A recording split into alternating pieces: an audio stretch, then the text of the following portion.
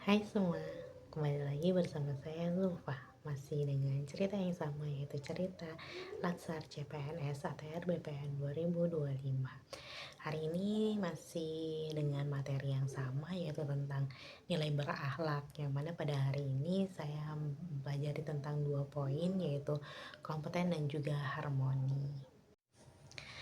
Pada nilai kompeten di sini berkaitan dengan bagaimana kita harus selalu bisa meningkatkan kompetensi diri untuk menjawab tantangan yang selalu berubah, membantu orang lain belajar dan melaksanakan tugas dengan kualitas terbaik. Dan juga kita dituntut untuk selalu berinovasi, berdaya saing, berpikir ke depan dan juga adaptif.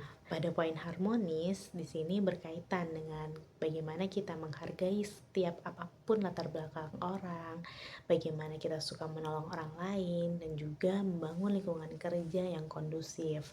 Nah, hal ini menjadi sangat penting mengingat di mana Indonesia memang adalah negara yang sangat beragam dengan berbagai macam keragamannya.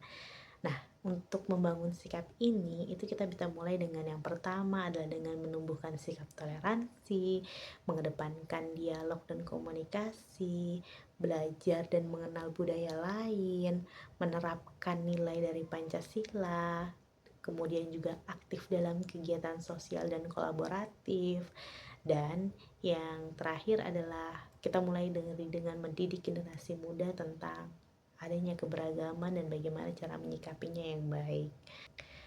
Pada materi ini tentunya saya masih butuh banyak belajar, terutama terkait tentang penerapan kedua nilai tersebut. Nah, berkaitan dengan poin tersebut, ternyata saya sudah sempat menerapkannya ketika saya melakukan pekerjaan perbaikan data prasertifikat elektronik. Dimulai dari saya menerima pembagian data yang harus dilakukan, yang dimana di sini menunjukkan bahwa saya menerima tugas sesuai dengan tanggung jawab yang menunjukkan nilai akuntabilitas. Kemudian setelah menerima data, berhubung saya masih CPNS sehingga pengetahuan saya masih terbatas, jadi saya bertanya dan belajar mengenai cara mengerjakan tugas tersebut kepada senior. Hal ini menunjukkan bahwasanya saya berusaha untuk meningkatkan kompetensi, yang mana menunjukkan nilai dari kompeten. Kemudian bagaimana saya dan senior saling membantu, ini menunjukkan nilai dari harmonis. Kemudian saya melakukan pengecekan data, melihat bagian mana yang masih salah, dan melakukan perbaikan data, yang dimana hal ini dibutuhkan ketelitian dan kecermatan, sehingga saya menerapkan nilai akuntabilitas dalam hal tersebut.